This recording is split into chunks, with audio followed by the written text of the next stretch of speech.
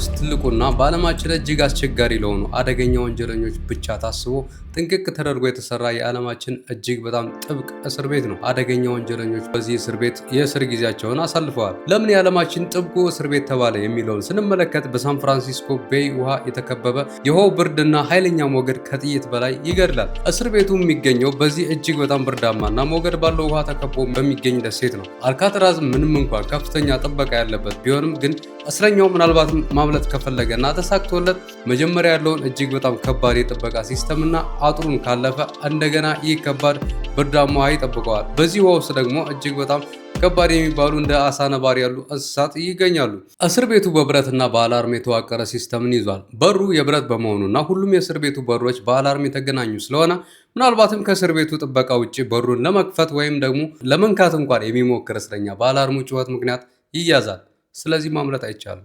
ይህንን የምድራችን ማምለጥ የማይቻልበትን እስር ቤት ሶስቱ እስረኞች እንዴት ሊወጡ ቻሉ የሚለውንና ስለ አልካትራዝ እጅግ በጣም አስገራሚ ተሰምቶ የማይታወቁ አስገራሚ ታሪኮችን በዚህ ቪዲዮ እንመለከታለን። አብራችን ቆዩ። አልካትራዝ ሲከፈት መጀመሪያ ያስገባው ሰው ትልቁ አሳ በመባል የሚታወቀውን አሜሪካን በጊዜው ያስቸገራትን አደገኛ ወንጀለኛ አልካፖኔን ነበር። አልካፖኔ በአሜሪካ ታሪክ በጣም ዝነኛና አስፈሪ የወንጀል አለቃ ነው።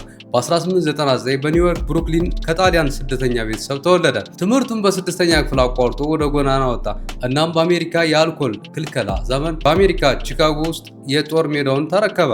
የመጠጥ አዘዋዋሪነት፣ ቁማር፣ ዝሙት አዳሪነትና ጉቦ እንዲሁም ግድያን በመምራት በሚሊዮኖች የሚቆጠር ሀብት አካበተ። እናም የኃያሉ ሰው መጨረሻ አልካትራዝ ሆነ። አልካፖኔ በጣም ኃይለኛ ነበር። ፖሊስም ሆነ ሌላ የወንጀል ቡድን ሊነካው አልቻለም። የአሜሪካ መንግስት አልካፖኔን በግድያም ሆነ በሌሎች ወንጀሎች መክሰስ ስላልቻለ በመጨረሻም የገቢ ግብር ማጭበርበር በሚል ክስ አቀረበበት። እናም በነጮች በ1931 የ11 ዓመት እስራት ተፈረደበት። ካፖኔም ወደ አልካትራዝ የተላከው ሌሎች እስር ቤቶች ስላልቻሉት ነበር። በ1934 አልካትራዝ ሲከፈት ካፖኔ ከመጀመሪያዎቹና እጅግ በጣም ዝነኛ ከሆኑ እስረኞች አንዱ ሆኖ ተላከ። አልካትራዝ አልካፖኔን በኃይል ሳይሆን በብቸኝነትና በንቀት ሰበረው። እንዲህ ያለ ጨካኝና አእምሮን የሚያጠፋ አስገራሚ እስር ቤት ነው አልካትራዝ። አልካትራዝ የተፈጠረው ካፖኔን ለመሰለ ሰው መቆሚያ ለማበጀት ነበር። እሱ አልካትራዝ ውስጥ ሲገባ የቺካጎ ንጉሥ መሆኑ ቀረ። በአልካትራዝ ውስጥ ካፖኔ እንደ ማንኛውም እስረኛ ነበር የሚቆጠረው፣ ልዩ መብት የለውም። እናም በ1939 ከእስር ቤቱ ሲወጣ ዶክተሮቹ የ12 ዓመት ልጅ ያህል የአእምሮ ብቃት ብቻ ነበረው። አልካፖኔ አስቡት፣ የቀድሞ ኃያል ሰው በአልካትራዝ እስር ቤት ተሸነፈ። የእስር ቤቱ የጥበቃ ሲስተም ታሳሪውን አእምሮን ነው የሚጎዳው። አሁን ደግሞ ስለ አስገራሚውና የሰው ልጆች አእምሮን ኃያልነትና አንድን ነገር ደግሞ ማድረግ ካሰብን ምናልባትም ምንም እንደማያግደው አእምሯችንን ስለሚገልጸው ስለተጨበጨበለት የእስር ቤት ማምለጥ ታሪክ ልውሰዳችሁ። እነዚህ ሶስቱ ሰዎች እንዴት ከአልካትራዝ ሊያመልጡ ቻሉ? ከአልካትራዝ እስር ቤት ያመለጡት ሰዎች ስም ፍራንክሊን ሞሪስ፣ ጆን አንግሊን እና ክላሬንስ አንግሊን ይባላሉ። ፍራንክሊን ሞሪስ ከብዙ እስር ቤቶች ያመለጠ ሰው ነው። አልካትራዝ የላኩት ሌላ አማራጭ አጥተው ነበር። ጆን አንግሊን እና ክላሬንስ አንግሊን ደግሞ እነዚህ ሁለቱ ወንድማማቾች በአሻንጉሊት ሽጉጥ ባንክ በመዝረፍ ይታወቃሉ። ብዙ ባንኮችንም ዘርፈዋል።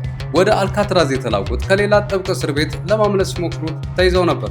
በዋናነት ሶስቱ እስረኞች ፍራንክሊን ሞሪስ፣ ጆን አንግሊን እና ክላረንስ አንግሊን ተብለው ቢጠቀሱም ነገር ግን ከጀርባ አለን ዌስት የተባለ የዚያ ታላቅ የማምለጫ ሴራ አራተኛውና እጅግ በጣም ቁልፍ ሰው ነበር። አለን ዌስት ከፍራንክ ሞሪስ ጋር የማምለጫውን እቅድ በማበጀት እና በመተግበር ወሳኝ ሚና ተጫውቷል። ከሌሎቹ ጋር ለወራት ግንቡን በማንኪያ ይቦረቡር ነበር። በማንኪያ ግንብ ቦርቡሮ ነው ያመለጡት። ስለሱ በኋላ እንመጣበታለን። እናም እንዳልኳችሁ እንደ ሌሎቹ እሱም ግንቡን በማንኪያ ይቦረቡር ነበር። አለን ዌስት የማምለጫ ቀዳዳውን ከቦረቦረ በኋላ በቀን ጠባቂዎች እንዳያዩት የሐሰት ግድግዳ ይሰራ ነበር። ሶስቱም ይሰሩ ነበር። ለዚያም የተለያዩ ቁሳቁሶችን እንደ ወረቀት፣ ሲሚንቶና ቀለም ይጠቀሙ ነበር። ይህ ሽፋን በሌሊት በፍጥነትና በጸጥታ መንቀል የሚችል መሆን ነበረበት። የማምለጫው ምሽት ሲደርስ ግን አሳዛኝ ነገር ተፈጠረ። በቦረቦረው ቀዳዳ ውስጥ ለመውጣት ሲሞክር በዙሪያው የነበረው ሲሚንቶ ደረቀበት። እናም መውጣት አልቻለም። በዚህም ምክንያት ሶስቱ ሲወጡ ከነዚህ ጀግኖች ጋር ያላመለጠው እስረኛ እሱ ነበር፣ አለን ዌስት። እነዚህ እስረኞች ወደ አልካትራዝ ሲገቡ አልካትራዝ አልካፖኔን ሰብሬያለሁ፣ እነዚህንም ለእኔ ተዋቸው ብሎ ሳይታበይ አልቀረም። ጀግኖቹ ደግሞ እየቀለድክ መሆን አለበት፣ ገና ትዕይንቱ መች ተጀመረና ያሉ ይመስላል። አሁን ደግሞ ወደማይቻለው ቀመር ልውሰዳችሁ። እንዴት ይህንን በሚሊዮኖች የሚቆጠር ዶላር የፈሰሰበትን የዓለማችን እጅግ ጥብቅ እስር ቤት የተባለውን በቀላሉ ሰበሩት ወይም ደግሞ በቀላሉ ሊያመልጡ ቻሉ የሚለውን ይህንን አደገኛ እስር ቤት ለማምለጥ የተጠቀሙት መሳሪያ የብረት መጋዝ ሳይሆን የሾርባ ማንኪያዎች ነበሩ። አዎ የሾርባ ማንኪያና ትንሽ ምላጭ። ይህንን የሾርባ ማንኪያቸውን በመጠቀም በየምሽቱ ለወራት ያህል ሲሚንቶውን ይፍቁ ነበር። የግንቡን ድምፅ እንዳይሰማ ደግሞ እንዴት አደረጉ ካላችሁ በእስር ቤቱ የሙዚቃ ሰዓት አለ። እናም እስረኞቹ ሲጫወቱና ጩኸት ሲበዛ እነዚህ ሶስቱ እስረኞች ይህንን ድምፅ ተጠቅመው የሲሚንቶውን ክፍል መቦርቦር ቀጠሉ ለወራት። አልካትራዝ ግን የሾርባ ማንኪያውን ኃይል የሰውን ልጅ ጥበብና ትዕግስት አላሰበም። ጠባቂዎቹ በየሌሊቱ እስረኛው አልጋው ላይ መኖሩን ያረጋግጣሉ። ይህንን ቀድሞ የተረዱት እነዚህ ሶስቱ እስረኞች ከሳሙና ከሽንት ቤት ወረቀትና ከፀጉር የተዋቀረ የሐሰተኛ ሰው ጭንቅላት ሰሩ። በአልጋቸው ላይ አስቀመጡት። ጠባቂዎቹ ተኝተዋል ብለው እንዲያልፉ ማለት ነው። ይህ ነው የአእምሮ ጦርነት። በመቀራረባቸው ምክንያት የሚጋጩ የሚመስሉ ማማዎች ላይ መሳሪያቸውን ታጥቀው የሚጠብቁትን የዚህ አደገኛ እስር ቤት ጠባቂ ጋርዶችንም አልፎ ቢሄዱም ግን እንዳልኳችሁ ውሃውም በጣም ከባድ ብርድ ነበር። ለመዋኘት ቢያስቡ ኑሮ አልካትራዝ በብርድ ውሃው ይከላከል ነበር። ከ2 ኪሎ ሜትር በላይ መዋኘት ይኖርባቸዋል። እናም ደግሞ ከዚህ ባህር ውስጥ አደገኛ ገዳይ እንስሳት አለ። ታዲያ ይህንን ከባድ ውሃ የተባለውን እንዴት አመለጡ የሚለውን ስንመለከት በአየር ላይ የሚንሳፈፍ ፕላስቲክ እና በዝናብ ካፖርት የተሰራ ጀልባ ሰሩ። ከእስር ቤቱ ያገኙትን 50 የዝናብ ካፖርቶች አንድ ላይ በመለጣጠፍ ከዚህ አደገኛ እስር ቤት ለመውጣት ብቻ ጭንቅላታቸውን በደንብ ተጠቅመውበታል። ይህ የሰው ልጅ አእምሮ ከቴክኖሎጂ በላይ መሆኑን ያሳያል። እናም በቀን ሰኔ 11 ቀን 1962 እንደ አውሮፓውያን አቆጣጠር ማታ ላይ ጭጋጋማውን የአየር ንብረት ተገን አድርገው ያዘጋጁትን ሐሰተኛ ጭንቅላት ባልጋቸው ላይ አስቀምጠው ምሽት ላይ ሞሪስ እና አንግሊን ወንድማማቾች ተሸፍነው በፈጠሩት ቀዳዳ በኩል ወደ ግድግዳው ውስጥ ገቡ። ከዚያም ቧንቧዎችን በመውጣት ወደ ጣሪያው መተላለፊያ መሩ። ከግድግዳው ከወጡ በኋላ ትልቁ ፈተናቸው እንዳልኳችሁ ቤይን መሻገር ነው፣ ወንዙን። አልካትራዝ ማምለጫ የማይቻልበት የተባለበትም ዋናው ምክንያት አንዱ ይህ ነበር። ግን ከ50 በላይ የፕላስቲክ ዝናብ ካፖርቶችን ሰብስበው የሚንሳፈፍ ጀልባ እንዳልኳችሁ ሰርተው ነበር። ውሃ የማያሳልፍ መውጫ ቀምመው ቀዘፋዎችንም ከእንጨት ሰሩ። ምሽት 10 ሰዓት አካባቢ ጀልባቸውን ከወደብ ላይ በማውረድ ከሳን ፍራንሲስኮ በይ ጨለማና አስፈሪ ውሃ ጋር ተፋጠጡ። ካመለጡት እስረኞች ጋር አብሮ የማምለጫ ሲስተም ሲዘረጋ የነበረው ቅድም ያልኳችሁ አሌን ዌስት እንደተናገረው ከእስር ቤቱ ከወጡ በኋላ የደንብ ልብሳቸው እንዳያጋልጣቸው ወደ ሳን ፍራንሲስኮ ሳይሆን ወደ ኤንጀል ወደ ተባለ ደሴት ለመሄድ አቅደው ነበር። እናም ኤፍቢአይ ጉዳዩን ለ17 ዓመታት መርምሮ ሰምተዋል በሚል መደምደሚያ ቢዘጋውም ከዓመታት በኋላ የወጡት አዲስ ማስረጃዎች ታሪኩን በሙሉ ለወጡት። ከኤንጀል ደሴት አቅራቢያ የአንግሊን ወንድማማቾች የቤተሰብ ፎቶግራፍ የያዘ የታሸገ ጥቅል ከቤይ ውሃ ተገኘ። ጥቅሉ ከዝናብ ካፖርት የተሰራ ነበር። እንዲሁም ደግሞ በእጅ የተሰራ ቀዘፋ ተገኘ እዛው። ይህ ማስረጃ ሶስቱ ወደ ኤንጀል ደሴት ተጉዘዋል የሚለውን የዌስትን ወይም ደግሞ የአለን ዌስትን ምስክርነት ያጠናክራል። በ2003 እንደ አውሮፓውያን ማይክል ዳይክ የተባለ አሜሪካዊ ማርሻል የድሮ የፖሊስ ፋይሎችን ሲመረምር አስደማሚ ነገር አገኘ። በማምለጫው ምሽት ከኤንጀል ደሴት አቅራቢያ በምትገኘው ማሪን ካውንቲ በምትባል አካባቢ ሰማያዊ የ1955 ሼቭሮሌት መኪና መሰረቁ ተመዝግቧል። ከሰዓታት በኋላ ደግሞ በዚሁ ሰዓት ማለት ነው 100 ማይል ርቀት ላይ በሚገኘው ስቶከን ከተማ አንድ ሰው ሰማያዊ ሼቭሮሌት ውስጥ 3 ወንዶች ሲነዱ አይቶ ከመንገድ አስወጥተውኛል ብሎ ሪፖርት አድርጓል። ይህ ሁሉ የአጋጣሚ ጉዳይ ሊሆን አይችልም። ምክንያቱም እነዚህ ሁለቱ እስረኞች ኤፍቢአይ ሰምተዋል ብሎ ሪፖርት ቢያደርግም አምልጠው ጠፍተዋል።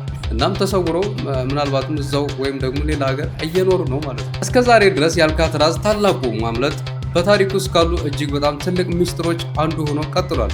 ኤፍቢአይ ከውሃ ውስጥ ሰምጠው ሞተዋል ቢልም ግን የሞቱትን ማስረጃ ማቅረብ አልቻለም። ይህ ማለት ሞሪስ እና አንግሊን ወንድማማቾች በእውነት በህይወት ተርፈው ማንነታቸውን ቀይረው እየኖሩ ነው ማለት ነው። ይህ ታሪክ የህግ የበላይነት ቢጥስም ብልህነት፣ ትዕግስትና የሰው ልጅ የመፈለግ ተፈጥሮ የማይቻለውን ነገር እንዴት እንደሚያስችል ያሳያል። እናንተ ስለዚህ ጉዳይ ምን ትላላችሁ? ሶስቱ ሰዎች በህይወት አሉ ወይንስ ሞተዋል? ወይንስ ኤፍቢአይ እንዳለው በውሃው ሰምጠዋል ብላችሁ ታስባላችሁ? እንደ አውሮፓውያን በ1963 አልካትራዝ በመጨረሻም ተዘጋ። የአሜሪካ መንግስት በጣም ውድ ሆኖብኛል ብሎ አልካትራዝን ጋቱን ቢናገርም እውነቱ ግን አምልጠውት ወጡ የሚለው ውርደት ነው እንዲዘጉት ያደረጋቸው። ምክንያቱም ይህ እስር ቤት ማንም ማምለጥ የማይቻልበት የዓለማችን እጅግ በጣም ከባድ እስር ቤት ነው ተብሎ ነው የሚታወቀው። ዛሬ ተቀይሮ ከፌዴራል እስር ቤት ወደ ብሔራዊ ፓርክነት ተቀይሯል። እስር ቤቱ የተዘጋው እስረኞቹ ካመለጡ ከአንድ ዓመት በኋላ በማርች 1963 ነበር። የማምለጡ ክስተት ማምለጥ የማይቻልበት የሚለውን ታሪካዊ ስም በይፋ ጠፋ። እስር ቤቱ ተሰብሯል የሚለው ዜና ደግሞ ብሔራዊ ውርደት ሆነባቸው ለአሜሪካውያን። እናም መንግስት ተጨማሪ ወጪ የሚያስከትለውን ክብር የጎደለውን እስር ቤት በአስቸኳይ ሊዘጋው በቂ ምክንያት አገኘ ማለት ነው። እናም አልካትራዝ የተዘጋው በዓለማችን ማምለጥ የማይቻልባት እስር ቤት በመባል ሲታወቅ የነበረ ሲሆን እነዚህ ሶስቱ ሰዎች ግን አምልጠውታል። ስሙና ዝናውም ከዚሁ ከሶስቱ ሰዎች ሊያበቃ ችሏል ማለት ነው። ቀደም ሲል ማንም ሊገባበት የማይችለው ደሴት ዛሬ የዓለማችን ትልቁ የቱሪስት መስህብ ሆኗል። በየዓመቱ ከ1.5 ሚሊዮን በላይ ጎብኚዎች ወደ ደሴቲቱ ይጎርፋሉ። ማንም ማምለጥ ያልቻለው ቦታ ዛሬ ማንም ሊርቀው አይፈልግም። ቱሪስቶች የፍራንኪ ሞሪስ እና የአል ካፖኔን ክፍሎች ይመለከታሉ። አሁን ላይ ያሉት የብረት ዘንጎች ዝገዋል። እያንዳንዱ እስረኛ ይኖርበት የነበረው ባለ 5 ጫማ ስፋት ያለው ክፍል ዛሬ ላይ የሙዚየም ኤግዚቢት ነው። ብቻ በጣም የሚገርም ነው። የአልካትራዝ እስር ቤት የዓለማችን ውብ ከተማ ከሆነችው ከሳን ፍራንሲስኮ እና ከታላቁ ጎልደን ጌት ድልድይ ጋር ፊት ለፊት መታየቱ ነው። እስረኞቹ ከራሳቸው ክፍል መስኮት ሆነው በየምሽቱ የሳን ፍራንሲስኮ ከተማን የበራ መብራትና የደስታ ድምፅ ይሰሙ ነበር። ነፃነትን ከቅርብ ሆነው ማየት ይህ ከብረት ግርፋት የበለጠ የአእምሮ ስቃይ ነበር። በዚህ ነበር አልካትራዝ የሚታወቀው። ከውጭ ያለውን ከከተማ ያለውን ደስታ እንዲያዩ ይደረጋል። ነገር ግን አይወጡም። መውጣት በፍጹም አይቻልም።